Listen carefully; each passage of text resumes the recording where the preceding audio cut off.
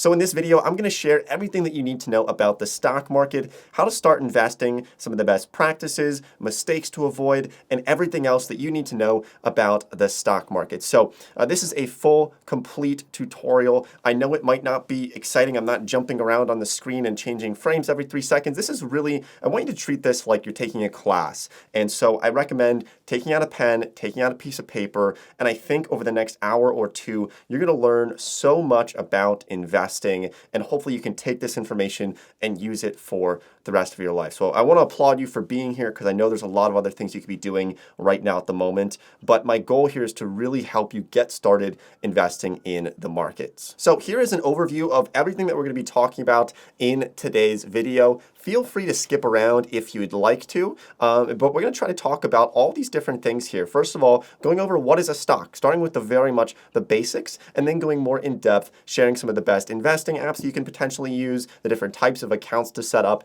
the different strategies for investing, and then going into some more in-depth things like understanding the differences between mutual funds and ETFs, looking at different stock market sectors, how to pick winning stocks, where to gather information from, and then going really into the weeds and trying to find out what all of these different financial ratios are, how to determine whether a stock is a buy or a sell, and all of those fun things here today. So I will leave timestamps down below as well as show notes, some other resources down below. If you don't have the time to watch the full video, you can check them out down below in the description. Now I need to make one big disclaimer here. I'm not a financial advisor. I'm a guy on the internet, and I truly enjoy talking about investing. I've been investing for over a decade now, and my videos have helped millions of people start investing. In fact, every year I make an updated stock market tutorial. We've had over 3 million people watch both of those previous videos, and they found them to be very, very helpful. And so what I'm not going to be doing in this video is telling you which stocks to buy. I don't have hot stock tips for you. You're not going to become a billionaire overnight after watching this video, but really it's for the core principles of understanding investing. So thank you for joining me on this, and let's go ahead and get into this video. So the first thing that I want to talk about here today is actually understanding risk and return potential. Okay, so when thinking about investing, a lot of people have this idea of becoming rich, of making millions of dollars, but you have to understand that the core principle of investing should be to focus always on increasing potential reward while limiting potential risk. So I want to just show you this quick chart here of understanding this, right? And this is what I always do, is I focus on losing money. And if I focus on losing money, I limit my downsides. And this isn't just me. This is what most investors do, is you have to make sure that you're not gambling. We'll talk about this more in just a minute here. But you can see that lower risk investments tend to have lower rewards as well. So for example, if you go to the bank and you put your money in the bank, they might give you 1% interest on your money, maybe 2 or 3% interest on your money. And that's a pretty low return. And why is that? Well, because the risk is very low as well, right? Your money's in the bank. It's relatively safe. It's very, very safe, right? And so because you're not risking a lot, you're not getting much in return. Now, on the flip side, as we go up on this curve, well, it's not a curve, it's just a linear curve in this example here, a linear line. But as you go up into higher risk categories, say, for example, stocks, or even like penny stocks, for example, you have much higher risk, but also potential for much higher reward. And so you need to find out where you want to be on this line, and we'll talk about more about this later throughout the video. But my goal, and most investors' goal, should always be, how do we increase potential reward, increase potential returns, while limiting our risk, right? And we want to create that spread there, low risk, high returns. That's always going to be the goal of investing. Because sure, you can have high risk, high returns, but there's also a lot of downside to that as well. Okay, so let's talk about average stock market returns so you can understand what you could potentially expect. So historically, over the past 100 years in the United States, the stock market has returned somewhere between 8 and 10% per year. Now, last year in 2022, the stock market was down about 20%, depending on what you invested into. So you would have lost money if you invested in 2021. Today, you would probably have less money than you had in 2021. And so I want you to be aware of this, that there are ups and downs with investing. It's not all up, right? There's going to be times when the markets come down pretty considerably. In March 2020, the stock market crashed about 40%. In 2008, 2009, the markets were down about 50%. People lost half of their life savings when they invest into the stock market. So there is a lot of risk, and I want you to be very aware of this. But historically, we have seen some pretty good returns in the United States. Now, I want to remind you that just because it rained last week doesn't mean it's going to rain this week. And there could be a time where the stock market might not have very good returns. I don't know if that's going to happen. I don't have a crystal ball to tell you exactly how it's going to play out over the next 5 or 10 years, what the stock market is going to do. But it is good to know that over time, the markets generally do go up over this long period of time. Now, that's not always going to be the case. For example, if you look at countries like Japan, the stock market in Japan has pretty much been flat for the past 30 to 35 years. Really, since 1989, the stock market in Japan has been down. So there are times where, depending on what country you're investing into, you might not have exceptional returns. Like in Europe, the stock market has been pretty flat in most European countries for really since the early 2000s. And it's been really only the United States and China, India, some other countries that have had some really kind of outsized returns over the past couple of decades. But here's just a quick chart of some different countries and how they have returned over the past 120 years or so. And you can see that, for example, like some countries like Italy and Austria, Belgium, Germany, France, these are very developed countries. They've been around for such a long time. And so their returns seem to be a little bit lower because they've had less economic growth, less GDP growth compared to somewhere like the US or, looking at like Australia, for example, had really great stock market returns over the past 120 years. But it doesn't matter where you live. If you're in the United States or you're outside of the United States, you can invest into really anything, any country. I'm in the US, but sometimes I invest into companies that are in China or in Japan or in Australia. So it's just good to understand how the markets look globally. So in the next slide, I'm going to share what a stock is and how it operates. But first, I want to make it very clear to help you understand and make sure that you are not gambling and that rather you are investing. And I think this is a big misstep that so many people make when they start investing into the stock market. It was one that I made when I first started way back in 2009 when I started investing, was that I was basically gambling. I would read a blog article about stocks that were going to triple in value, and then I would just go and buy those stocks based off of one blog article. And effectively what I was doing is walking into a casino and just gambling my money in the stock market. And I think a lot of people do this. I like Wall Street Bets. It's very It's very entertaining. It's a big Reddit forum, but at the same time, most people on that platform are just gambling their money, right? And so the goal here for investing should be to focus on logic-based investments rather than investing with your emotions. If you get very excited and your stocks are going up, people tend to buy more. They keep buying more. This is what happened with like the crypto bubble in 2020 and 2021. The Bitcoin was at $65,000. People said, man, it's gone up 500%. It's going to keep going. People dumped in all their money at the top, and then they lost so much money. So humans are very, very emotional creatures, and you should try to focus on limiting your emotions and not letting your emotions take control over your decisions when it comes to investing. Always focus on logic rather than emotions, and try not to move too quickly on some of your investments. And I also need to say this again. Look, this is not financial advice, okay? You could potentially lose a lot of money, so please do your own research on all of this because I am just a guy on the internet, all right? But be careful also of following the crowd, right? This is what happens with a lot of stock market bubbles, like what we saw with the dot-com bubble in the the late 90s into the early 2000s. Also like the crypto bubble, the meme stock bubble. There's just been so many times where people gamble their money. You never want to gamble. And here's the thing I want you to do. Anytime you're about to buy a stock, ask yourself this: am I investing or am I gambling? And I ask myself this every time. And sometimes I catch myself. I say, you know what? I'm gambling. I'm buying this stock on a whim because someone told me about it, or I read a quick news article and I just have a gut feeling and I'm buying it, right? And I say, you know what? I'm gambling. And so I stop myself and I make sure that I'm making a logical decision. Just something to think about, okay?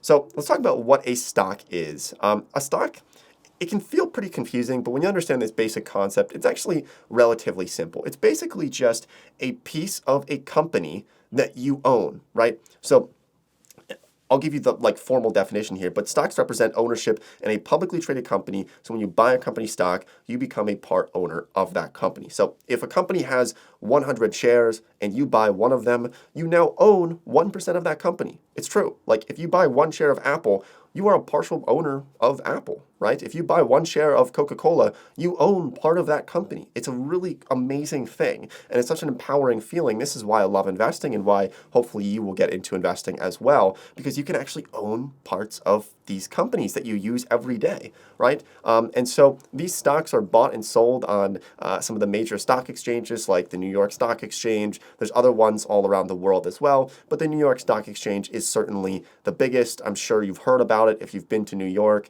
you've been on Wall Street, then you've seen it, and it's pretty cool. I would recommend going to Manhattan and checking it out. You can walk through and see everything. I actually had the chance to go there earlier this year and be on the floor of the stock exchange, and it was just a really cool experience overall. But these stocks, they're bought and sold on exchanges. Most big companies that you use, whether it's like Nike or Pepsi or Walmart, like most big companies are publicly traded. Most big companies do have stocks. Not all. Some are private, but I would argue that a good majority of them are public. And so stock prices, they fluctuate based on demand for the shares of a stock. So if a lot of people want to buy Apple stock, the stock price is going to start going up. And if a lot of people don't want Apple stock and they want to sell Apple stock, then the price goes down. So the stock price is dependent on supply and demand, some basic economics if you understand supply and demand curves. But just understand that is what a stock is. It's just a piece of a company that you own, okay? And you can acquire many, many shares. I've been buying shares for many years, and you can sell them like that as well, okay? So that's the basics of what a stock is. Now, quickly, I want to just go a little bit more into this on why stocks exist, like what's the purpose of them. And the biggest reason for why stocks exist is because it helps company to raise capital or to raise money. So if you are a private company and you say, you know what, we need some extra cash, we need to come up with some money, they tend to have something called an IPO, an initial public offering, where they come onto the market and investors can invest into the company. And it basically is like a liquidity event for the company. I don't want to throw around too many big words for you if you're a beginner, but just know that the reason for publicly traded companies is because it allows them to raise capital a lot easier. They can issue more shares, and then also it helps them grow in a lot of ways as well. So those are the big reasons for it, for having stocks. Companies have other options for raising money. For example, bonds. The bond market is very different than the stock market, and that's more about like debt. I have a full bond tutorial. It's about 50 minutes long. You can go check that out. I'll leave a link to it down below in the description, or you can just check it out on the YouTube channel here. But that's the purpose for why stocks exist. Now, if you want to just get into it right away, here's some of the best investing apps that you can use. Right now, there are some promos where you can get some free stocks if you sign up for some of these different accounts.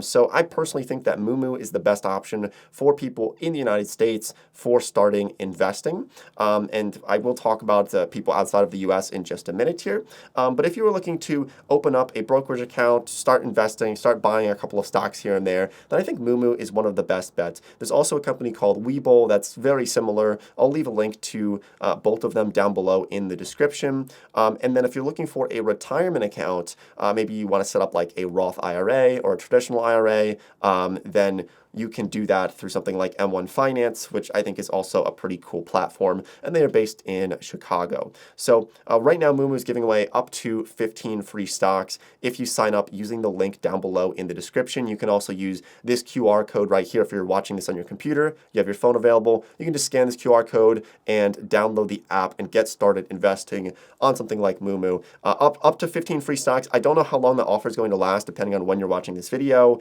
It might already be expired, or they might increase or decrease the amount of potential free stocks that you can get. But I wish that this was around when I started investing, because when I opened up my first account, I think it was E-Trade, I didn't get any free stocks for signing up. I just, bought one share of Cedar Fair for $12, and that was it. So this is a cool way to get you started investing and getting some free stocks. Up to 15, I think it depends on how much you fund your account. So I'll leave that link down below, or you can just scan that QR code right here. I'm also an affiliate with them, so it help support this channel if you use that link. I get a little bit of some money for sending people our customers, but it helps support this channel. I don't have any courses to sell you. This is all free information. So it just kind of helps me support this and make more videos, right? So if you're outside of the United States, what are the best investing apps? I think that Interactive Brokers is probably the best option all around, just because they're available in so many different countries. They have so many different features available. So I will leave a link to Interactive Brokers down below in the description as well. If you are outside of the United States, they're also available in the United States as well. But they have some really cool features, and actually some like big traders use Interactive Brokers. So yeah, would definitely recommend it. I will leave a link to it down below. If you're in Europe, you're in Australia, you're in Canada, anywhere else in the world, it could be available. I think there are some countries where it's not, but you can just click on the link and check it out and see if it's available in your country or not. If you don't want to go with Interactive Brokers, you can go with things like Quest Trading Canada, Trading 212 in the UK. Also, things like eToro is available in a lot of countries as well. Of course, all laws are different in countries. So in the United States, you're going to have different brokerages than in Europe versus Australia versus India versus Pakistan, or if you are in South Africa, right? There's going to be different brokerages in every country. So if you still don't know which brokerage account to sign up for, then you can just do a quick Google search for your country and probably find some good options for investing accounts there. Okay, so let's talk about the different types of brokerage accounts. This applies for people in the United States. We have individual accounts, we have joint, we have educational accounts, custodial, and then retirement accounts. So let me explain the differences between these. So an individual account is just kind of like the standard investing account that you would set up. If you just want to buy and sell stocks, this is like the normal one for just you. You have to be at least 18 years old in the US to sign up for one of these, but it's pretty straightforward. This is the one that I do a lot of my investing through. It's just a regular individual brokerage account. Now, another option is a joint account. This is going to be for people who are married. So if you have a spouse, you want to have one together, this could make sense to have a joint investing account. We also have things like educational accounts, also known as like a 529 plan. So this is really useful for, if you have kids who are young, you can put money into an educational account like a 529 and invest that money. And it has certain tax benefits to it, where, like if you're saving money for your child's college education, then there are some good benefits to it from a tax perspective. Go ahead and look into that more if you'd like to. Custodial accounts, this is actually the first account that I ever opened because I think I was 11 years old or I was 12 years old when I first started investing. I had a school project in 7th grade. We learned about the stock market. And I came home, I said, Mom, Dad, I like numbers. They didn't really know anything about the stock market. I love them, but they didn't know anything about the stock market. And I said like, hey, I want to buy a stock. I don't know. I was a weird kid. I like numbers. I have no idea how I ended up doing that. Got really lucky. But I couldn't open an account when I was 11 or 12 years old, so I had to get them to help me open up an account. Luckily, my parents were very supportive with that, so they said, okay, sure, and they set up a custodial account. Now, technically, it's the parent that owns this account, but the child's name is on it as well. So if you are under the age of 18, talk to your parents about this. They can potentially help you set that up. It's technically they have control over it, but your name's on it as well, and my parents let me invest into it on my own with $50. This is also great, if you have a kid who's, a teenager and you want to teach them about investing, you could set up an account for them with a custodial account. Now, not every brokerage has that available, but some do, some don't. So you also have retirement accounts, things like IRAs, right? Traditional IRA, Roth IRA. The only difference between these two is that with a traditional IRA, you don't pay the taxes now. You pay the taxes later when you pull money out of it after you retire. And then a Roth IRA, you're paying taxes up front in the account, but then when you pull money out of the investment account years down the road after you're 59 and a half years old, there's no tax on it, right? So it's pretty cool. Both of them are good. You just want to run some numbers to see if you want to open a traditional or a Roth IRA account. And then also things like a 401k. There's also different things like if you are a teacher, I forget what the classification on that, but there's a lot of different types of retirement accounts, but these are some of the most popular ones that are out there. So those are different types of brokerage accounts. Let's talk about some different investment strategies. This is probably one of the most important parts of this video. There's really, I see 4 different types of investing strategies in the stock market. So we have fundamental analysis, technical analysis, behavioral analysis, and then sort of like a passive dollar cost averaging strategy that seems to be very popular, especially these days. So let's talk about each one of these different strategies. So fundamental analysis is certainly my favorite strategy for investing. If you're familiar with a guy named Warren Buffett, he's probably like the father of value investing. And basically the whole point of this and the goal of value investing and using fundamental analysis is to analyze companies' financials, right? You're looking at their balance sheet, you're looking at their cash flow statement, you're looking at how much income is coming into the business. You're looking at all of their numbers and you're determining whether this company is healthy and has long-term viability, or whether maybe you want to avoid it because it doesn't have enough money coming in, or a variety of other different things you want to look at, okay? So what you're looking for is a difference between true value and what the stock is trading for at the moment. And so there's some really good books on this. I will share books later on in the video, but there's a book called The Intelligent Investor by Benjamin Graham. It's one of the best investing books. I highly recommend that you read it. It's going to help you so much. And this really focuses on fundamental analysis. So I have a full video showing people how to analyze different financial statements. I think it's probably almost an hour long. I made it last year on my YouTube channel, so I will link to it down below as well, and that'll get really into the details on analyzing some different financials. But you're looking at all these different financial ratios. You're running a lot of calculations, and then you're trying to find a situation where maybe the markets are undervaluing a specific company. So like say Coca-Cola, for example, you look at all the numbers, you run all the ratios, you do all this math, and you determine that, this stock's trading at $40, but really it should be trading at $50. You think it's worth more because of the underlying financials of that company. Now, fundamental analysis is very much a long-term outlook. This is not day trading. You are probably, if you're doing fundamental analysis, at least buying stocks to probably at least own them for at least a few months, more likely years, sometimes 10 or 20 years or even more when people do fundamental analysis. It is by far the most popular type of investing for the stock market today. And it's certainly worked out for a lot of investors like Warren Buffett. So you can go check out that video if you want to learn more about like specifics of understanding how to conduct fundamental analysis. But the other different type of investing is going to be known as technical analysis. And this is where you see a lot of day traders, people who are looking at charts, they're doing like swing trading, they're buying something, they see a red candle, they buy, they see a green candle, they buy, right? So they're doing all these different things with short-term trends. Now, I'm going to be honest with you. This is not my favorite type of investing. There's a couple of reasons for this. The biggest one is because it's very time intensive.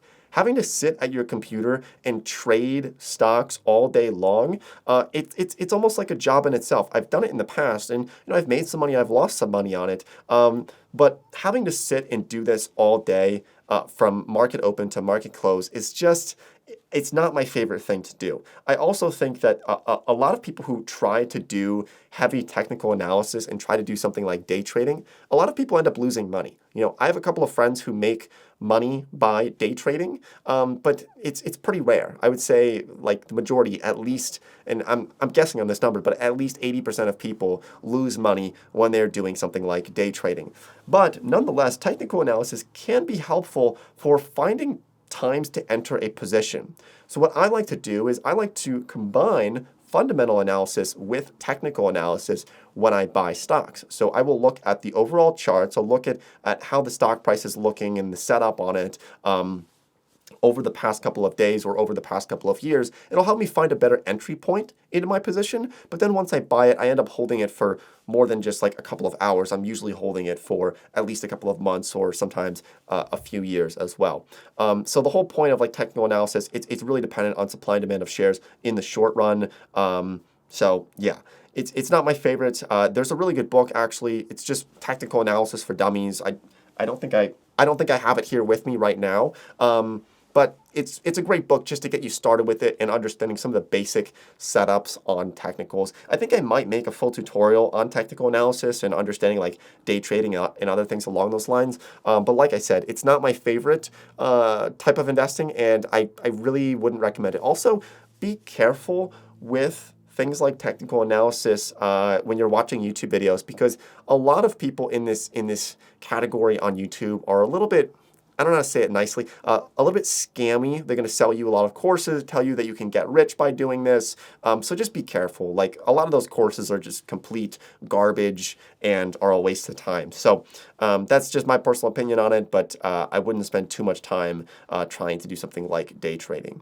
Okay, so we have something else called behavioral analysis, also using things like social signals. I really love this strategy, and I use this quite a bit. So behavioral analysis is, instead of only looking at the fundamentals and only looking at like the financials or only looking at the technicals, you're taking into account humans and human emotion and something known as like the greed fear index, right? And so humans are so interesting where we buy and sell at all the wrong times. Like if you look at the pandemic that we had back in 2020 when it started, the stock market crashed like 40%. People were so scared. And so you can use something like behavioral analysis to realize, hey, when people are really scared, this might be a great opportunity to enter the markets. And there's a famous quote by Warren Buffett, to be fearful when others are greedy and be greedy when others are fearful. I want you to remember that, maybe even write it down. Be fearful when others are greedy and greedy when others are fearful. You know, in 2021, when crypto was at all-time highs and when a lot of stocks were going through the roof and, you know, like Carvana stock was up like 20,000% or something ridiculous, I was pretty fearful. And I was worried about a lot of these stocks being overvalued, while the rest of people were extremely greedy and were buying the top of the market. So you want to be kind of, in a way, think about being opposite of what a lot of people are thinking, right? So if the markets are really scared, maybe you want to be actually a little bit greedy in a way, okay? So this is what behavioral analysis is all about, and finding things that maybe are not reflected in just like the fundamentals, right? So one of my favorite investors is a guy named Chris Camillo. And he's always buying stocks that are so like ridiculous that you would just think, you know, don't have any chance. Like, he was buying Crocs way back in the day before they had this massive uprun because he understood behavioral analysis. He was running studies on his own. He was going into like Crocs stores and looking at how many people were going in the door and like literally counting them to figure out if Crocs was going to have a great year. And they ended up having an amazing year and he made a lot of money from it. So I think he has a book as well that you could probably read. I forget what it's called. But yeah, behavioral analysis is one of my favorites. It's looking at humans and understanding what they are doing, especially emotionally. Investors are so emotional. And if you can kind of inverse them or understand how they are acting and reacting, then you can actually end up making a lot of money on using something like behavioral analysis. So now the fourth strategy for investing is something called dollar cost averaging. And as I said earlier, this is one that has become very popular, especially over the past 15 to 20 years. So the entire point of dollar cost averaging is actually to take a very passive approach on investing. It's to say, all right, I'm going to invest a certain amount of money every month or every week, regardless of what the stock market's doing. And this is kind of taking the approach thinking that the markets are rational, that like everything's already factored into a stock price, and therefore I might as well just invest whether the markets are up, whether they're down. I'm just going to routinely invest into the stock market. A lot of people do this through things like index funds, where they'll just buy like the S&P 500 or some other different types of indexes. And so the good thing about this is that it's very, very passive. I mean, you can do this like in your sleep. Like, you just have money going into the stock market regardless, because you look at the stock returns over the past 100 years and you say, well, they've gone up 8 to 10% per year. So if that continues to happen, then I can probably make around that range over my lifetime annually if I just dollar cost average passively into the stock market. And this is why it's been so popular lately. Instead of like, here's an example, okay?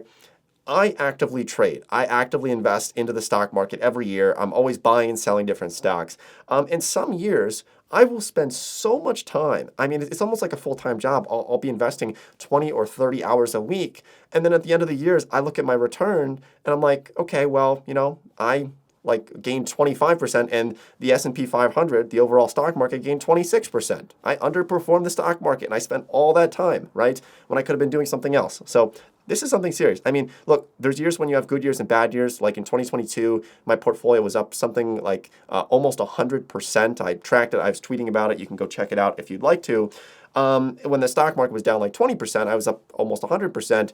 But then other years you underperform. And it's like, okay, well, why don't I just do dollar cost averaging? It's seen as a much safer route. It attempts to kind of like neutralize that short-term volatility and give you some level of stability if you are doing dollar cost averaging. And also the benefit to dollar cost averaging is that you'll probably end up buying at the low points when, like you would be too scared to do that otherwise. Like if the markets crash 40%, very few people can go in and actually buy. It's hard to get the guts to do that. But if you're dollar cost averaging, you would just automatically be doing that. The downside to dollar cost averaging though is that yes, you can actually end up missing some of those great opportunities, right? I had a lot of cash on the sidelines in early 2020, and so I was able to like swing in and just buy up a lot of different stocks in February and in March and in April and in May of 2020. Because I wanted to increase my buys because the markets were down quite a bit. But I want you to remember this quote as well: time in the markets beats timing the market, okay? Time in the market beats timing the market. It's a quote that I really love to hear, okay? So that's a strategy there. So those are the 4 different strategies: fundamental analysis, technical analysis, behavioral analysis, and then something like dollar cost averaging, which is passive. What's going to be the best option for you? I don't really know. I don't have the answer. I really use all 4 of them together. I combine them, right? I do some dollar cost averaging. Like in my retirement accounts, in my IRA accounts, my 401k, I do dollar cost averaging into index funds. It kind of gives me like this safety blanket of like some stability. And then I use technical analysis to find entry points after I've done fundamental analysis. I use behavioral analysis as well. I recommend you learn about all these different types of strategies for finding good stocks to buy, okay? So let's move on here to the next section here where we're actually talking about active versus passive investing, the difference between these, and then also which one I would recommend. So active investing, you're conducting research, you're reading reports, you're reading financial statements, you're trying to identify those risks, identify the potential areas where maybe other people are missing something, they're not seeing something that you see, they're not understanding like the big picture of something, right? Like if you actively invested into Tesla 10 years ago, you would have beaten the markets considerably if you were just paying attention to what was happening.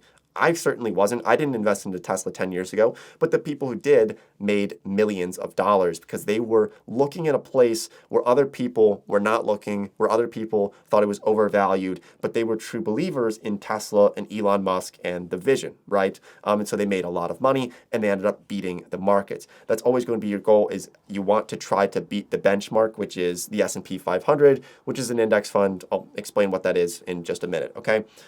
Passive investing, you're using something like dollar cost averaging, going into diverse asset classes and funds to kind of mitigate that risk and kind of smooth out that curve there so that you can sleep a lot better at night. I will say, active investing can be stressful. I've had times where I almost broke, where I was in so deep on active investments and there was so much risk involved, and it gets stressful and it can actually affect your personal life. Don't let it get to that point, okay?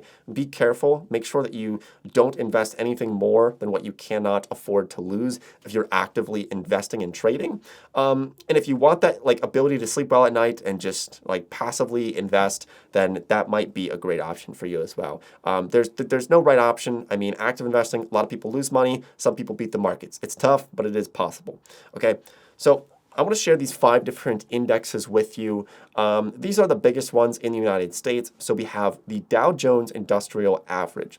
You've actually probably heard this, like these terms being thrown around over the years. I know, like, even like if you're just walking down the street and you hear someone say, oh, the Dow's down 500 points today, right? Or they say the Dow's down 1,000 points today. I mean, so you hear about this, and they're referring to this index. Now, the Dow Jones represents about 30 companies. These are known as like blue chip stocks, big companies, ones that you've heard of like Apple or General Electric, or I think GE actually just got thrown out of the Dow. But nonetheless, these are really big companies that are stable and seen as very, very reputable companies. But it helps kind of like when you bundle these companies together, these indexes, the purpose of this is to kind of give us like an overview of how the markets are doing on any given day. So if you want to see, hey, how's the stock market doing today? You can't just look at one stock because, that could be different than all the others. You want to look at the indexes. So the Dow represents about 30 companies. The S&P 500 represents about 500 companies in the United States. This is my favorite indicator. It gives you a better overview of how the stock market is doing on any particular day or any particular year. So the S&P 500 right now it's sitting at about 4,000. Last year it was sitting about 4,500. So it's down since last year, and we'll see where it is. I don't know. When you're watching this video, I have no idea where it will be. It could be lower, could be higher. I certainly hope it's higher, but we'll see. And then the NASDAQ is more so in the tech space. So a lot of fast-growing tech companies are bundled into the NASDAQ. And once again, these are all just indexes. They're just tracking all these different stocks. They're not actually like investing into them. They're simply just tracking them to give you an overview of how the markets are doing. And then we have the Russell 2000, which is comprised of a lot of small U.S. Publicly traded stocks. All right, and then we also have the VIX, VIX, which is a volatility index. And basically what this is going to tell you is how scared the markets are on any given day. So if the VIX is low, like right now it's at about 20, which is pretty low. I mean, it's not extremely low, but it's pretty low. So I can look at this and see, okay, VIX is 20. The markets are, maybe a little bit concerned, but they're not too worried. If you see the VIX spike to 30, 40, 50, 60, it means that the markets are very scared. There's probably a lot of volatility. Either the markets are up like 5% a day or they're down 5% a day. And so the VIX can be all over the place. It's just a good way of looking at like how much volume, how much volatility is there right now at the moment. And that's what the VIX is useful for. Okay, so let's move on to the next thing here. And I just want to quickly talk about stock market sectors. So there are 11 major sectors in the stock market. And what I recommend doing is actually just becoming an expert in 2 or 3 of these different sectors, looking at all the different companies in those sectors. We'll talk about how to find specific stocks like later on in this video. But we have things like energy, materials, industrials, consumer discretionary, consumer staples, healthcare, financials, information technology, telecommunication services, utilities, and real estate. So those are the main sectors.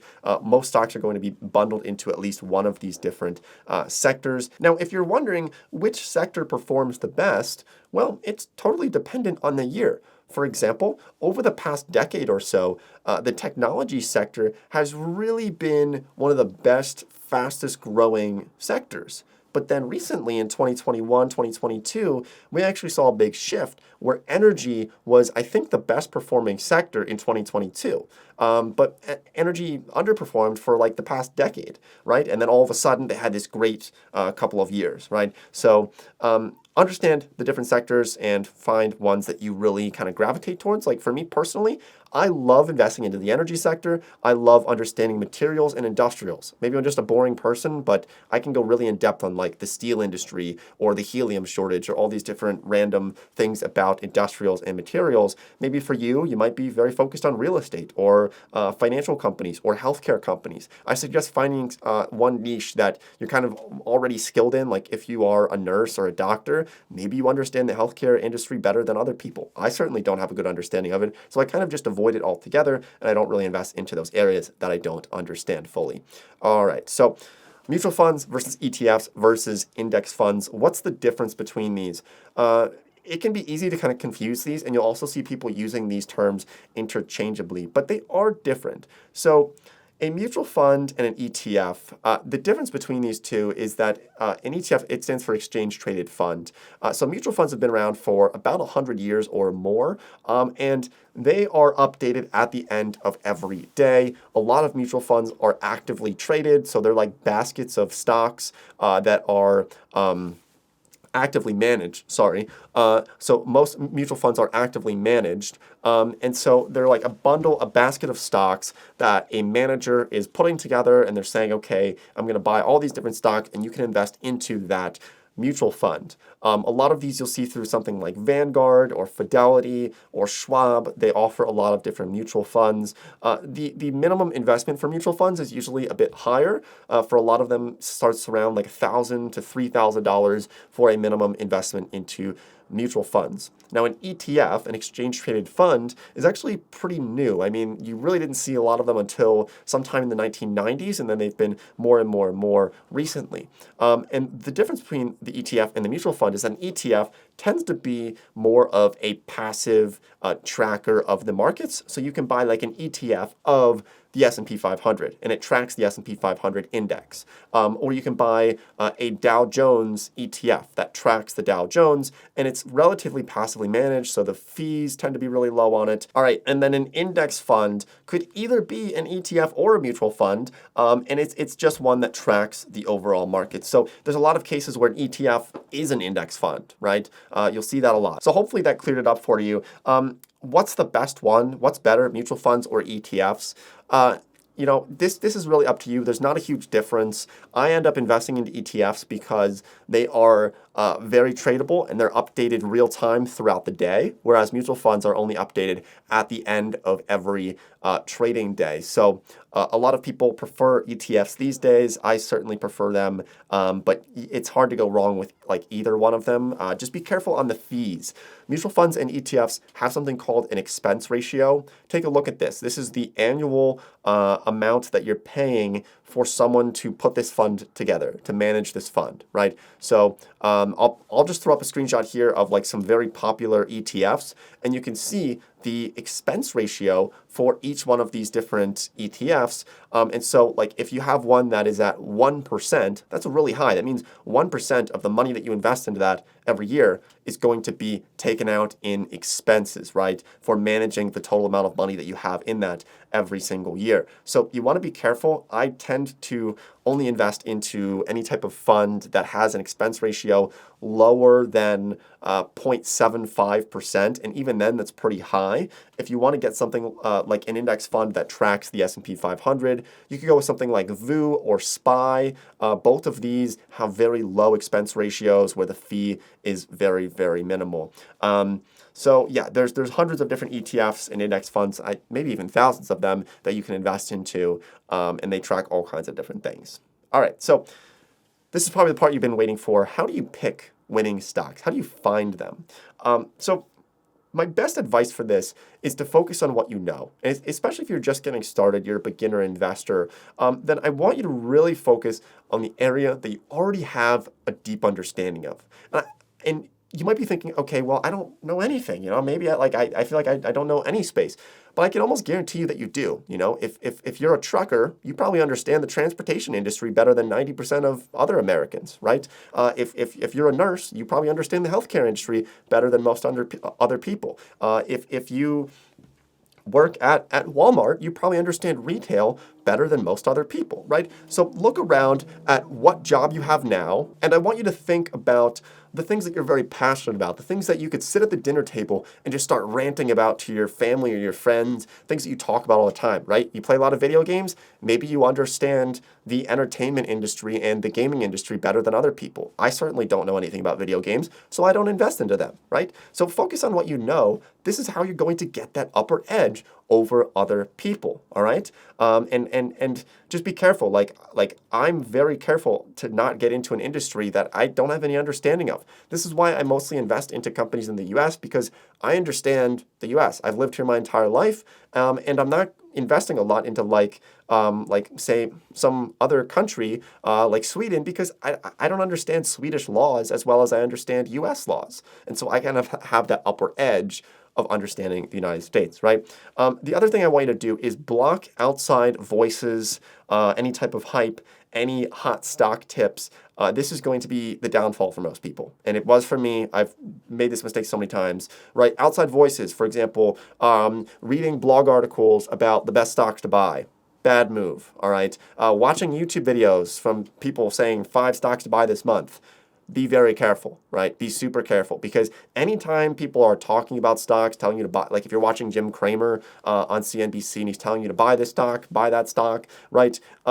If you go back and like look at when people say these things, it tends to be the top of the market. Not always, but just be careful on this. Do your own research and don't just buy things because other people tell you to buy them. That's the fastest way to fail at investing. And it took me a while to block out people and say, all right, I'm not listening to anybody Nobody at all, and I'm doing my own research. You got to do it, okay? There's no easy way out on this if you want to become an excellent investor. So there's two different strategies for finding a stock to invest into. And the first one is a top-down strategy, and then we have something called a bottom-up strategy for finding a stock, identifying a stock, right? Because there's thousands of them out there. How do you find the right one to invest into?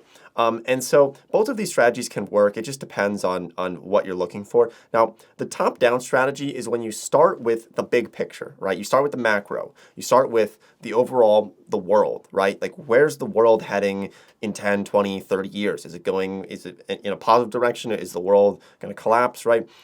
You look at the big macro, and then you keep whittling it down until you get to an industry or a stock that you think is going to perform the best. So I start with the world. How's it going to do this year, next year, the year after that, right? My predictions, what I think is going to happen. Then I whittle it down to countries, right? Maybe the United States, right? What's the United States going to do in the next few years? How's this going to play out? And you keep going down into you go into a sector, right? We talked about those 11 different sectors. Which sector do you think is going to perform the best, right? You keep whittling it down. Within that sector, you then find 5 companies, 3 to 5 different companies within that sector that you think could perform well. And that is when, after you find those 3 to 5 companies, you then run a full analysis, doing fundamental analysis, looking at all their financial statements, and then determining out of those 3 to 5 companies, which one has the best chance of increasing in value for their stock price over a certain period of time. So that's the top-down strategy. I kind of love this because this is what I did with like the energy industry in 2021. I thought energy was going to go up. This is why my portfolio was up a lot in 2022, is because I had a lot of energy. But I started with the world and I said, okay, what's going to happen? I think inflation is going to happen. I think we have opened up after the pandemic, and people are going to need gasoline. They're going to need fuel. There's going to be an energy crisis. And so I started with that, and then I whittled it down, and I got to the point where I was buying ExxonMobil and some of these other different energy companies after starting with the big picture and getting down to the small picture of individual companies, right? That's top down. The bottom up strategy is the complete opposite of that, where you start with some companies and then you analyze the industry, right? So let's say that you work at Nike, right? Well, maybe you start by analyzing Nike, and you start by analyzing Adidas and Puma or all the other shoe companies and apparel companies. And then after analyzing those companies and comparing them to Nike, you then go broader and you say, okay, well, what's going to happen with the overall apparel and clothing industry? And then you go even broader and say, okay, what's going to happen to consumer expenditures this year, right? Are we going into a recession? Could that affect it? How does inflation affect that? How is U.S. consumer spending looking over the next few years? And you keep going broader, right? So you start small at the bottom, and then you branch out and try to evaluate the overall macro environment. Those are two different strategies. My favorite certainly is the top-down, starting with the big picture and then whittling it down to find the best company within the best sector, but both certainly do work. Always, though, I would recommend choosing 3 to 5 companies to analyze. Whenever you want to invest into a company, I invested into a gold miner last year, and I didn't just analyze that one gold mining company. I analyzed a bunch of other companies, probably about a dozen other gold mining companies, to determine the best one in that space, because I had a feeling that miners would do really well. That's still yet to be determined. We'll see what's going to happen this year. So that's my advice for how to find winning stocks. I do want to quickly talk about portfolio allocation and diversification. I didn't have a slide for this, but it's important for me to put it in here right now. So look, how many stocks should you have in your portfolio? Should you have 100? Should you have 1? What's the strategy here? Now, there's a lot of debate about this. Personally, I like to have a very concise, dense portfolio where I only want at most 6 or 7 companies in my portfolio, 6 or 7 different stocks. I don't like a lot of stocks in my portfolio. Now, this ends up being a lot riskier for me, but it also potentially gives me better returns.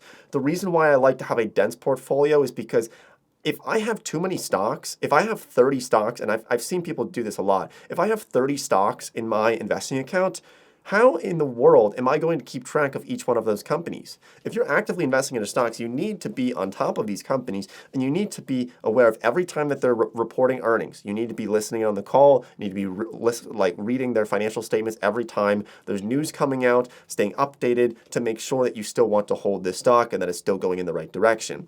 Now, I find it very difficult to keep track of all those companies if you have 30 or 40 or 50 different stocks in your portfolio. Now, the good thing about having a lot of stocks in your portfolio is that, well, it's going to probably like decrease your risk, and overall, you can probably sleep better at night knowing that you don't have a ton of risk in like just a couple of different companies. But if you're looking for more risk and also want to be able to like stay on top of and track your companies better, then maybe consider having a more concise, dense portfolio. And that's just a conclusion that I've come to. That's, of course, a personal preference to have fewer stocks in my portfolio. And I accept the risk that comes with that. All right, so a big question that people have is, where do you gather information from? How do you find this info on a company, get their financial statements, understand all of this, right? And so let me share how you can do that. There's a couple of really important things, especially like the investor relations page from that company. But like I said earlier, block out analyst reports. Look, a lot of analysts, whether they say like, oh, it's a buy or it's a sell, or they give projected target numbers, a lot of those analysts, believe it or not, are bought by hedge funds or bought by big investors, where they'll give them money to write articles in favor of a stock, or sometimes they'll make a bunch of really bad articles because they want to drive down the stock price. It's pretty muddy, it's pretty murky. And so this is another reason why I say be careful of reading analyst reports and other things like that. So try to block out as much of that as possible. I mean, you can certainly read those articles, but just like take everything with a grain of salt when you are reading them, because a lot of them do have an agenda. They're either trying to pump the stock price or drive down the stock price. A great way to gather information is on your brokerage account. You're going to be able to research things. Like if you're using Moomoo, they have so many different features. Like they have stock screeners available where you can go through and screen for specific different metrics and things that you want to hit. Like you want something in one industry, or you want a company with a low PE ratio, or you want a stock that's below $100 or a small company. You could do all of that on something like Moomoo or most other brokerage accounts. They have built-in research platforms for also discovering more stocks to potentially invest into. But by far the best option for gathering information on a company is going to that company's investor relations website. So the beautiful thing about a publicly traded company is that they legally have to put out this information, right? It's like they are legally required by the stock exchanges, and I believe by the SEC, to publicly disclose all of this information about it, right? They're public. So if you just type in any company's name followed by investor relations on Google, you should be able to find their page, right? So for example, if we go to Google and we just type in waste management investor relations, we can find that right there, and it's going to take us to their page where they will have all of their files, things that they had to file with the SEC, all of their latest information. It's going to be on there, as well as the latest news on the company. This is by far the most reputable, trustworthy place to find information from. This is where I download all of the financial statements to get accurate ones, like the balance sheet, the cash flow statement, income statement. I get all of those from the company's investor relations page. And on that investor relations page, somewhere on there, you'll find something called a 10K and a 10Q. So a 10K is what is their annual statement. Every year, a company has to come out with a full annual report. They're usually over 100 pages in a lot of cases. They're like basically books. And this is going to have everything you need to know about the company. They're going to talk about their strengths, their weaknesses, their projections, things that they're struggling with, all of their finances, everything else is going to be in their 10K. This is the most important document that you need to get your hands on, and it's all free on their website. And then a 10Q is going to be their quarterly report. So every quarter, basically 4 times per year, a company needs to issue their quarterly earnings. They put these out every 3 months. And that should be available as well for you to read. Now, there are other options as well, like CNBC. Look, I watch CNBC. I turn it on for the news, and I watch it pretty much every day. I don't necessarily take the advice on there, but I like to keep up with the financial news, and CNBC is probably the best channel for doing that. Other things like Market Watch, Yahoo Finance, and actually Twitter is a great source for fast information about the stock market and what's happening. And then one of the best ways as well for gathering information is just reading investing books. People don't read books anymore. Look, I've been reading about a book a week for as long as I can remember, and it has certainly helped me so much with investing. I'm going to share some of the best investing books at the end of this video. If you stay tuned, I think it's going to be a great reading list for you to really get a solid footing on the investing world.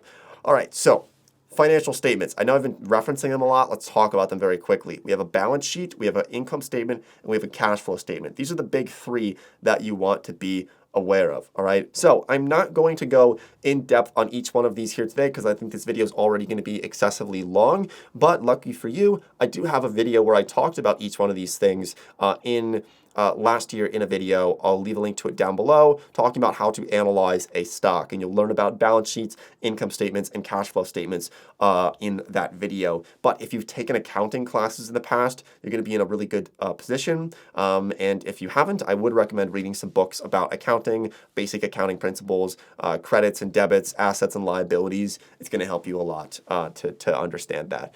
So let's talk about financial ratios and metrics. This is going to be kind of getting more into detail in this video. We're going to share about a dozen different ratios, metrics, things you want to look at, things that I take into consideration when I am thinking about buying a stock or when I'm analyzing a company. Now, I understand this can be a lot of information being thrown at you, so don't worry. As long as you're just aware of these, like the goal of this right now is to just make you aware of these ratios and metrics. You don't have to become an expert on them right away. It's going to take some time, and that's okay. All right, but feel free to write these down if you find it to be helpful. So let's first of all just look at some key stats here. This is of Apple stock, and this was, I think, just from CNBC's website where you could see some different information, right? So we have the day high, day low. That's just the stock price, previous close. The average 10-day volume, this is going to be how many shares are bought and sold and transacted on any given day. This is the average, about 82 million shares bought and sold every day of Apple in the past 10 days, right? That's quite a few shares. 52-week high, 52-week low, just a good idea to understand where the stock has been recently. Then we have something like beta. So the beta of a company's stock, in the simplest terms, it's basically how this stock moves in comparison to the overall stock market, right? So a beta of 1 means that this stock kind of moves in line with the overall stock market, right? It's not super volatile, but it's also not like super slow moving. It tends to kind of move with that. This is the general overview of what beta is. If a company has a high beta, like if it's 2 or 3 or it's higher than that, then what that typically means is that this stock is a lot more volatile, and so it moves historically a lot faster or more significant than the overall stock market. So, if the overall stock market goes down 5% and a company has a high beta, you might see this stock go down 10% or 15% because it's kind of like amplified. It's more volatile. And then a company with a low beta, like if it's like, 0.3 or something, tends to be relatively stable. That's just a very much broad overview, just to kind of give you like a quick and dirty understanding of what beta is. I do have a video on that as well that I made like 6 years ago. I think it was the first video I ever made that you can learn about if you want to figure out how to calculate beta, but I don't use it that much, to be honest. So the market cap. What is the market cap? This is the overall valuation of a company. And how we determine the market cap is by taking the current stock price and we multiply it by the current amount of shares that a company has out there, right? So Apple, the stock price, $153.77, and the total amount of shares out there at the moment is $15.91 billion. You multiply $153.77 by $15.91 billion, and you come up with the total market cap of $2.4 trillion, which is the overall total valuation of Apple. So what's cool about this is if you understand market cap and shares outstanding, then you can realize, hey, like if I own 1% of 15.91 billion shares, then I own 1% of Apple stock. The dividend, we'll talk about this in a future slide. I also have a big video on dividend investing that you can use as a resource, but dividends are basically like a cherry on top cash payment that companies give to you, basically like a portion of the profits that a company has at the end of the quarter or sometimes at the end of the year. They will just give you cash for owning the stock, like literally just free money. It's amazing. So Apple gives you 92 cents per year per share that you own of the stock. So if I own 10 shares of Apple stock, every year they're going to give me $9.20. And this fluctuates. They set the dividend every quarter based on how their profits are looking. But it's pretty awesome. Like I have dividends that are paying me thousands of dollars per month. I made a video on that as well last year. And it's literally just passive income. Comes in every month or every quarter from these companies, and it's a pretty awesome thing to have. I love dividend investing, and it's something just, yeah, it's great. You can learn about that more in that dividend video that I've made.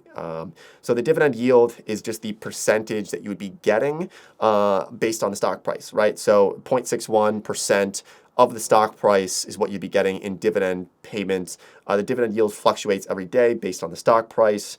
Okay, so let's talk about some different financial ratios, things like earnings per share. This is one that's very popular. You'll see this as EPS. And so earnings per share, what you're doing here is it helps you give an understanding of what a company's profitability is. All right, so a company with a high earnings per share tends to be very profitable. It means that they're making a lot of money, and it's a good thing to see. It means that they're probably cash flowing quite a bit. There's money coming in the door, and it's overall a positive thing. So what I really like to see, though, is earnings per share growth in a company. So what you want to look at is the past 5 years, or sometimes even longer, sometimes shorter, sometimes quarter over quarter, whatever it might be. And you want to look at how has this earnings per share been doing over the past few years? Has it been increasing or decreasing? Because if you see earnings per share declining every year, it means that the company is kind of becoming less profitable. And there can be factors for why that's the case. You got to read into everything. But it's something very important to look at. But I want to remind you that with any one of these financial metrics or financial ratios, it's not just like a clear thing. So for example, earnings per share, you usually want to see it growing. But I've invested into companies that have declining earnings per share, right? Like US Steel, I invested into last year. They have declining earnings every quarter, and they probably will continue. I still think it's a good stock for a variety of other reasons outside of that. And I understand that it's declining, but I still think the stock price is going to do something different than that. That's, of course, not a recommendation. It could certainly go down. Don't go buy US Steel just because I own it in my portfolio. But yeah, you're taking net income, subtracting preferred dividends from that. You're dividing that by the total amount of shares outstanding. Don't worry about this like right now if you don't understand it. Look, this is a intro video for you, but what you're going to have to do after this, if you want to become a skilled investor, is read the books I'm going to share at the end of this video, all right? And they're not my books. I haven't written them. I have no gain from them for you to read them. I'm just telling you, you're going to need to read those books, and then you're going to get a good understanding of these. This is the intro, but this is not going to turn you into an expert here because we were kind of brushing through this because we can't make a 30-hour-long tutorial on YouTube. The PE ratio is one that you see very, very often. People talk about this a lot. It's the price to earnings ratio. It also gives you a kind of like a quick and dirty overview of how this company is valued, if it's valued very high or low.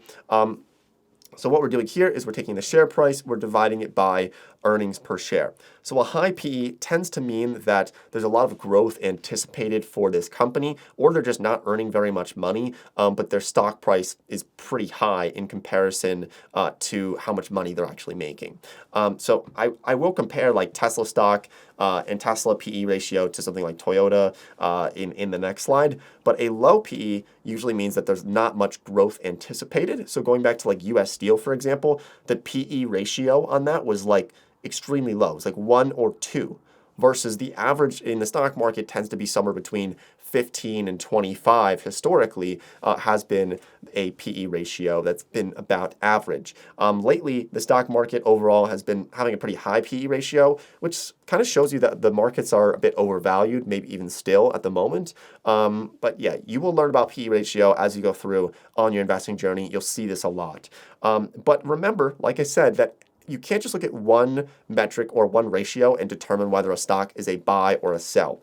You have to take all of these things into account, and nothing's going to be like the magic ratio that's going to tell you to do something, all right? You need to take everything into consideration. So here's Tesla stock versus Toyota stock, right? And you can see that Tesla has a very high PE ratio, 57. Last year it was like 200 or 300, but it's still very high. 57 is a very high PE ratio versus Toyota, which has a PE ratio of about 10.7.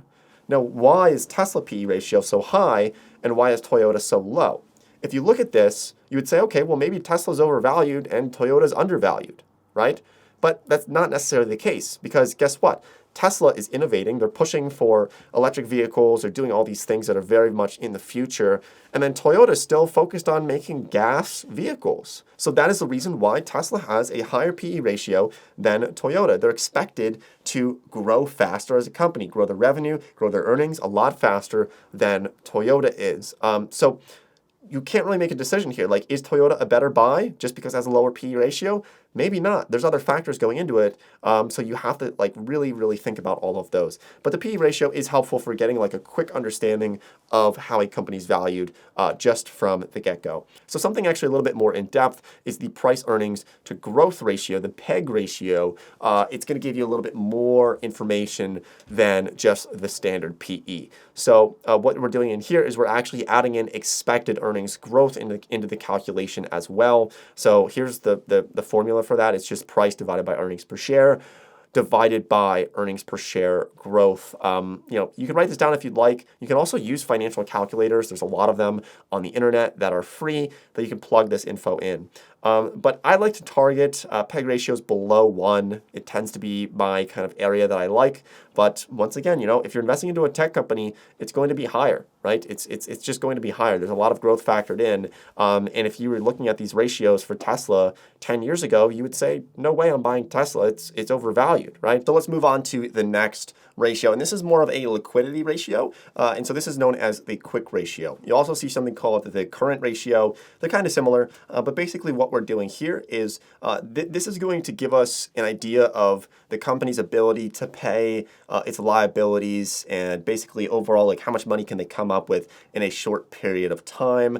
And so this is a pretty simple one. You're just taking current assets, subtracting inventory from that, and then dividing it by current liabilities. Like I said, I do recommend reading an accounting book. It's going to help you a tremendous amount. But current assets, current liabilities, whenever you see the word current, it just means ones that are very much in the near term, basically liquid assets or liabilities versus things that might be not current, like the land that they might own or equipment or other things might not be seen as current assets where cash would be, right? Or accounts receivable would be.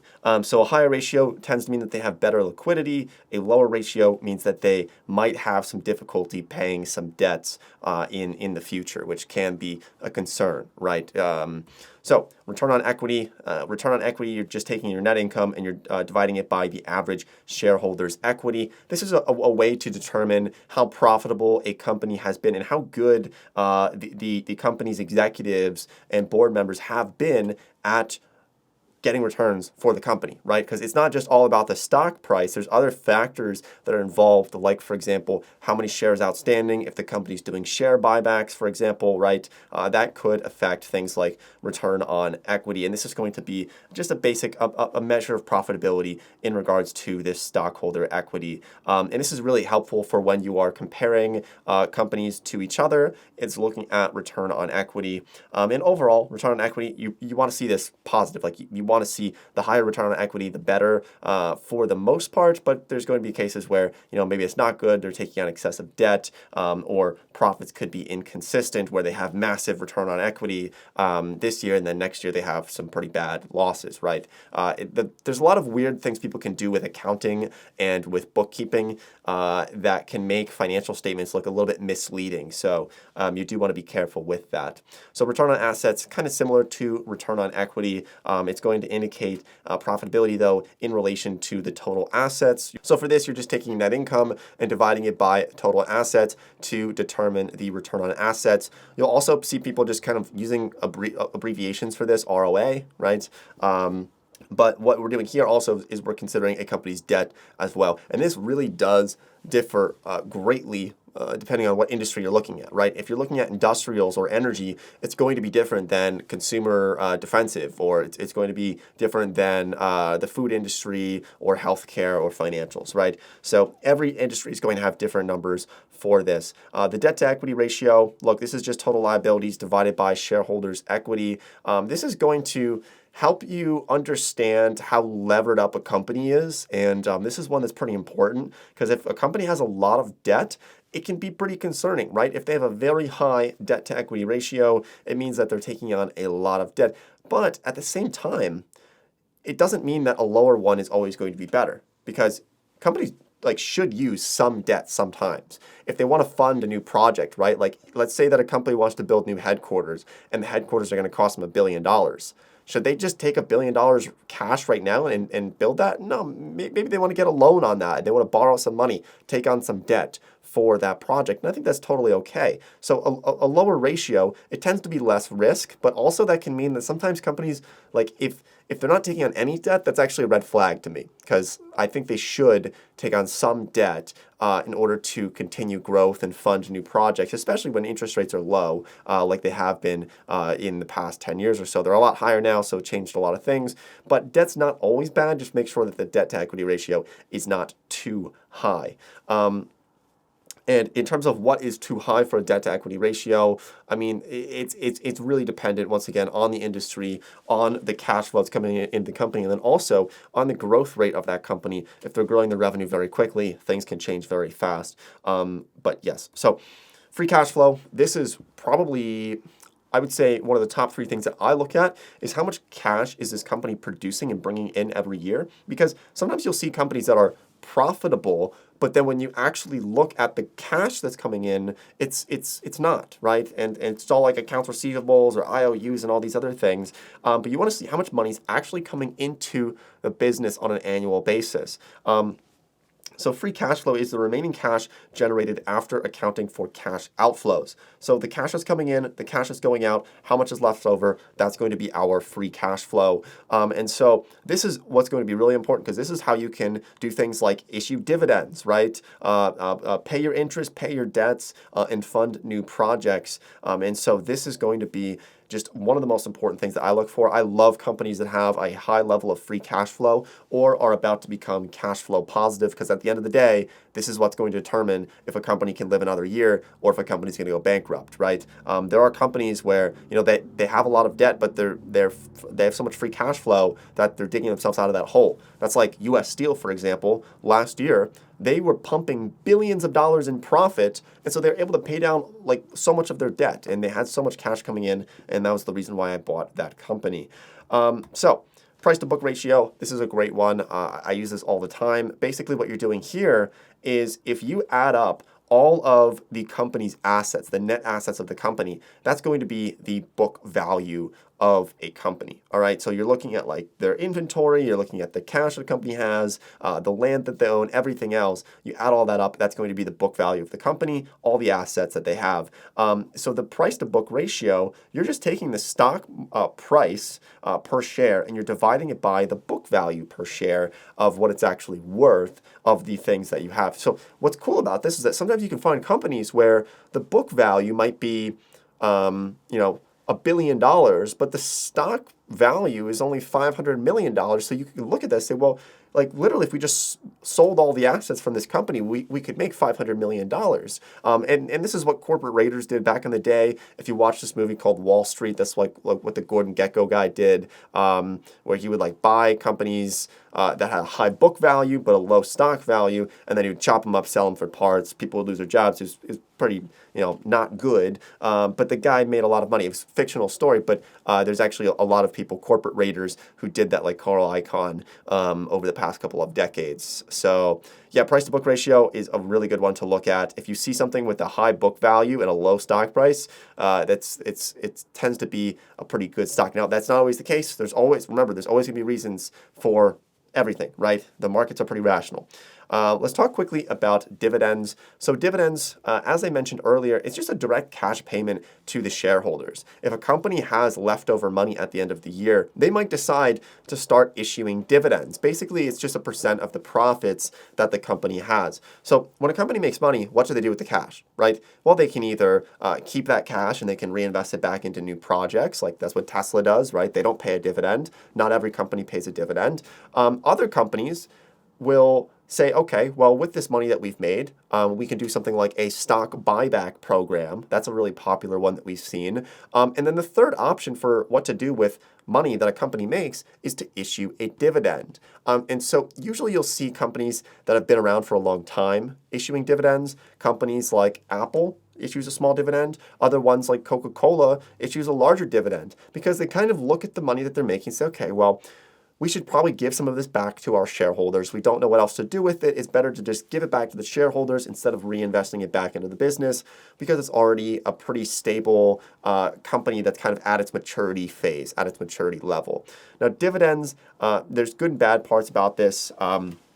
The good thing about them is that it does create a source of passive income. I'm getting a couple $1,000s a month in dividend payments from my portfolio of all the stocks that I own, and it's pretty great. I honestly love it. The downside to dividends, though, is that they do tend to be taxable. Depends where you are in the world, but I pay taxes on my dividends that I get, and so it's just extra tax burden, and it ends up eating into my overall profits that I make every year from dividends. But as I mentioned before, I do have a full dividend tutorial on this channel that I made earlier this year. You can check it out, and it's going to give you a better understanding of what they are and how they operate. But they are overall pretty cool, and I do like them. So let's talk about some very common mistakes and stock traps that I see out there. One of them is a dividend trap. So dividend yields can range anywhere from 1% all the way up to 10 or 15 or 20% yield on a dividend stock. But when you get into these stocks that have a high dividend yield, sometimes it could be a dividend trap. This was some of the first stocks I ever bought. They were yielding like 10% dividends, right? So if a stock was $100, it was giving me like $10 in dividend every year. And I thought it was great, but it ended up being a dividend trap because it was not sustainable. So if you're buying a stock and you're looking at their dividend, make sure that the company can actually cover the cost of that dividend, and that they actually have enough cash coming in the door, because dividend traps are very, very common. Just be wary of anything that pays over a 4 to 5% dividend. Be wary, be careful, and make sure you read into it and make sure that the cash is actually coming in the door for the company so that they can pay you your dividend. Otherwise, the stock price is going to go down quite a bit. Another big stock trap is just relying on stock price history. Look, if you're looking at the charts and saying, okay, well, the stock is down, therefore it must go up, or the stock is up, therefore it must keep going up. Just like reading charts, it's kind of like astrology. Just be careful with that, all right? Because there's really no way of telling. I mean, you can use some technical setups sometimes, but don't rely on stock price history to determine what it's going to do in the future. Cognitive bias as well. Look, like people do this all the time. I do this myself, where you'll have an idea, you'll say, I really think this stock's going to do well, and you'll just keep buying into this idea and thinking it's going to do well, when instead what you should do is, if you like a stock, try to build a counter thesis against why that stock should not be bought. This is what I do. Like, if I really like US Steel, I'm going to create a full thesis on why I should not buy US Steel. So create counter arguments for yourself, and I think you're going to actually probably do a little bit better that way when you're aware of that cognitive bias. And just like make sure that you don't think that you're better or smarter than other people in investing, because it happens so often. I couldn't tell you how many times it happens to people where they buy some stocks, they go up, and they're up 500%. They look around, they say, everybody else is a loser. I'm smarter than Warren Buffett. I'm the best investor ever because I'm up 500%. They start to get cocky. They start to think that they're better, and then they get complacent, and then they end up losing their shirt, and they end up losing a lot of money because they got complacent. So another trap is buying companies that have no competitive advantage, no moat whatsoever. You always want to find a company that has like something that other companies can't replicate. This is why Apple is doing so well, because they have the iPhone and they kind of control like a lot of things. They're almost a monopoly. They're getting there. They're probably going to be broken up eventually by the government because they're getting too powerful. But that's why it's been doing so well. They have a really good moat. Like if you want to put something on like a phone, which everybody uses, you have to jump through Apple's hoops and you have to do what they say. They take 30% of all App Store purchases, and they kind of, yeah, so they have a great competitive advantage. They don't have a lot of competition, and they have a really solid moat. Other traps, chasing gains. Yeah, look, if you're up 50%, be careful. Like, make sure that you analyze, and every day with a stock, you have to say, would I buy this stock today? And if you wouldn't buy it today, then consider selling. Don't chase your gains too much. And then I already said, hot stock tips, just don't listen to people with hot stock tips, please. So for example, I've been talking about how I have US Steel in my portfolio, but if you go out and you buy it because I'm talking about it in this video, that is so foolish. That is the opposite of what I want anyone to do. All right, you need to do your own research on everything. All right, so how much money should you invest in the stock market? The beauty of this is that you can start with literally $1. I mean, you should probably start more than that and start with like at least $5. But you can start with very little money. You can buy fractional shares. It's super easy to start investing today. And I honestly recommend that you start small. If you just, and this happens sometimes, if you just inherited like $5 million from someone, be careful. Like, don't go out and invest that immediately because like you will make mistakes. And if you have $10,000 in your bank account or something, don't just throw it all in the stock market this week. Take your time. Start small. You will make mistakes. You probably will lose money in your first year. It's just, it happens, okay? I hope you don't lose money, but I've lost a lot of money. I've made a lot of money. And over time, you learn from those mistakes. So start small, start with a couple dollars, and then as you learn from those mistakes, you can build up, add more money into it. And the best way really is to learn through experience. So how much should you invest? It's really up to you. I mean, if you can invest 10% of your paycheck, great. That's wonderful. If you can do 20%, that's even better. I invest probably about 80 to 90% of my income, but that's because my income is a bit higher these days than what it was before. But yeah, 10% I think is a great number to go for. But even if it's just like $50 per paycheck, that's totally fine. Anything's better than nothing.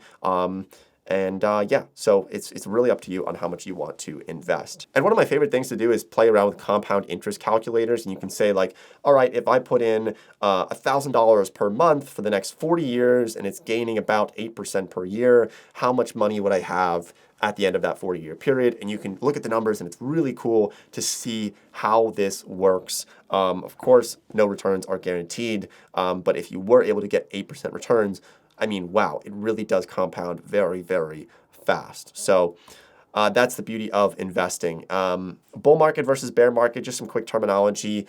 Bull market is when the markets are going up. Bear market is when the markets are going down by more than 20%. The way I kind of view this and the way I don't mix them up is that like I kind of view like a bull is going up. Like if a bull's charging you and it's going to attack you, it's like charging you up and it's going up. And then a bear market is coming down. I guess if a bear was attacking you, it'd be coming down on you and attacking you. Yeah, it's pretty gruesome to think of that, but that's how I remembered it, and it kind of helped me understand the differences between bear market and bull market, just that quick terminology. All right, let's briefly talk about different order types. This is very important here. So we have market orders, limit orders, stop limit orders. There's also some other ones that are pretty rare to use. These are the main four that you'll see, and this is how you buy and sell stocks. So a market order is you're basically just telling your brokerage account when you're on your investing app, when you're on Moomoo or you're on M1 Finance or Interactive Brokers or Webull or whatever. And if you do a market order, it's basically just saying buy the stock at whatever price it is right now. Whatever it's trading for right now at the moment, buy it, doesn't matter the price, okay? That's a market order. I use them pretty often. It's good for just like making sure that you get it immediately or that you sell it immediately. A limit order is going to set a specific price that you want to buy or sell the stock at. So let's say that Apple stock is trading at $150. And maybe I only want to buy it at $140. And so I'll set a limit order at $140. The stock will bounce around $150. It'll bounce around. And if it goes up to $160, it won't buy. And then as soon as it dips down to $140, it'll buy. It'll trigger the limit order, the limit buy, and I will have purchased the stock at $140 or around that area. And then you can do a limit sell as well. And then we have stop orders, which are great for like, let's say that you own Apple stock and it's at $150. And you're worried about the markets, so you set a stop loss order at like $140, and so if the stock goes down, it automatically will trigger that sale. And then a stop limit order is going to be to kind of protect yourself from like flash crashes where sometimes stocks will go down like 30% in like 5 minutes for weird reasons. So a stop limit order would be, let's say, Apple stock's at $150. You set a stop price at $140, but a limit at $137 so that if it goes below $137, it doesn't actually sell it. It has to sell it within that range. So that's a stop limit order. That's the basics of it. If it's confusing to you, don't worry. Really, you just have to understand market orders and limit orders are the ones that I use the most often. But some of these limits and stops can be great for like if you go on vacation, right? And you just like you want to protect yourself a little bit. You can set some stops or some limits and not have to log into your investing account every day. So those are the different types of orders, and you can just do some quick Google searches to learn more about how to implement each one of these. But I also did make a video at one point about that I should probably link below as well. So there's also one other thing I want to talk about here, which is short selling. So short selling is when you think that a stock is going to go down. This is actually a trading strategy that I use pretty often, but I would not recommend it to beginner investors. The reason for this is because there's an extreme amount of risk with short selling. If you remember people talking about GameStop and AMC and all these meme stocks back in 2021, a lot of that was because short sellers were getting squeezed. It's kind of long to go into. I also have a video on this topic. You'll notice I have a lot of videos in this catalog over the past 6 or 7 years that I've been making stuff on this content. But basically, the concept here is that you borrow shares of stock and then you give those shares back later at a lower price, and you make money from this transaction by betting that the stock is going to go down. You make a lot of money if the stock goes down, but if the stock goes up, you can lose a lot of money. The biggest risk with short selling is that there are infinite losses. You can lose infinite money. If the stock keeps going up, like if the stock goes from $3 a share to $300 a share, you will lose so much money, exorbitant amounts of money. You'll get short squeezed, and you'll probably end up getting wrecked, and it will be disastrous. And it happens sometimes. You get short squeezed, and it's bad. The other thing is that with short selling, the most you can make is only 100% because you're betting that the company's going to go down in value. The most you can make is doubling your money, basically. But it can be useful in some cases, and I do use it. I shorted a lot of companies in 2022, back when the stock market was not crashing, but it was about to crash because interest rates were high, inflation was high, but interest rates were low. It was pretty obvious that the markets would have to take a pretty big hit, and they did, and I made some good money on it. I've also shorted companies where it went wrong, okay? So you're not always going to be right in that. Like I said, I would not recommend this for beginner investors. You probably should have at least a year under your belt before you even consider doing something like short selling. I'm serious about that. It's very risky, all right? Let's talk about investment taxes. So there's 2 different tax brackets that you would fall into with investing. Of course, I'm not an accountant, so make sure you do your own research on this. But if you own stocks for less than a year and you sell them, you would fall into the traditional income tax brackets in the United States. So less than 12 months, you'd fall into this category where it's anywhere between 0 and 37% federal tax that you'd pay on your gains. So if you're making $1 million a year, then yeah, you're going to pay quite a bit of tax on that. But if your gains are only a couple $1,000s and you don't have a job and you're not making any other money, then you might not really pay any tax or very minimal tax on that. But just remember that every time you buy and sell stocks, or every time that you sell stocks, it might be triggering a taxable event. And last year I paid a lot of taxes. This year I'm going to pay a lot of taxes too because I sold some of my stocks. If you own stocks for more than a year, then you would likely fall into the long-term capital gains category. And so anything over a year would be anywhere from 0 to 20%. So if you are making up to $44,000 a year, then you'd be paying 0% tax on long-term capital gains. And if you're making millions, then you'd pay 20%. This is one of the benefits to holding stocks for a long time, that you're ending up paying less tax overall, likely, when you have long-term capital gains. Kind of an incentive for the government to say, all right, we want you to hold your stocks long-term and not be trading every day, right? So those are investment taxes. It goes a lot more in depth too. You can read some books on it, but that's the basics of the tax brackets that you would be falling into. Now, let's finally talk about the best investing books to read, and then also I'm going to chat on the next steps for your investing journey. So the best investing books are like The Intelligent Investor is one of my favorites. I think I have a bunch of investing books on the shelf right here, but another one of my favorites is called A Random Walk Down Wall Street. This is one of the first investing books I ever read. Another one is Security Analysis. This one is very heavy. It's like 1,000 pages. It's super dense. It almost reads like a textbook. So I would only recommend reading Security Analysis if you are very serious about investing and you want to take this to the next level, because it's not fluffy at all. It's super dry, super boring, but it's going to help a lot if you want to take this serious and you're very much a numbers person and very technical. And then also a book like One Up on Wall Street is a great starter book for kind of helping you determine what category, what industry you should be looking at, how to identify stocks. Peter Lynch is one of the best investors of all time, one of the best money managers of all time. And so those are some of my favorite investing books that you can read. I highly recommend The Intelligent Investor if you're going to read any of them. And then also, honestly, the Investing for Dummies books are actually great. I love the For Dummies books. I think they're just a great way to get you set up. You can read that Technical Analysis for Dummies. I think there's one called Fundamental Analysis for Dummies. And yeah, those are great books for everyone.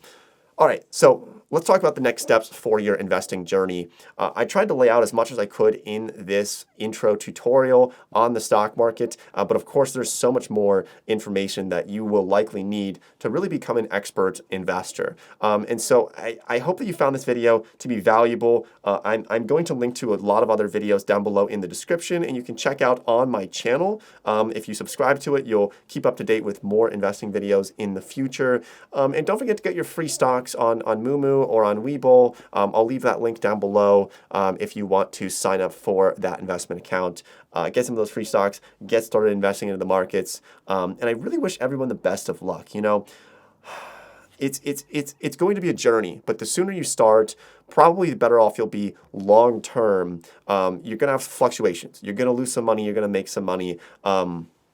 And if you stick with it, I think you're hopefully going to be happy long-term about the decisions that you've made. But remember at the end of the day that you and only you are responsible for the financial decisions that you make, for the investments that you make. Be careful about taking like hot stock tips from everyone. And I really wish everyone the best of luck on your investing journey. Go ahead, follow me on Twitter, follow me on Instagram if you want to keep up with what's going on in the financial world. I try to update on there as much as possible. And there's a potential, if you have questions, I might be able to help you out potentially if you reach out to me on Instagram, but I can't promise. I get a lot of messages. Also, beware of scams. There's a lot of fake Nates out there. So I'm not going to try to sell you anything. I'm not going to try to get you to invest with me or anything weird like that. Watch out for scams. There's so many of them out there. So thank you for watching the video, and I'll see everybody sometime in the future.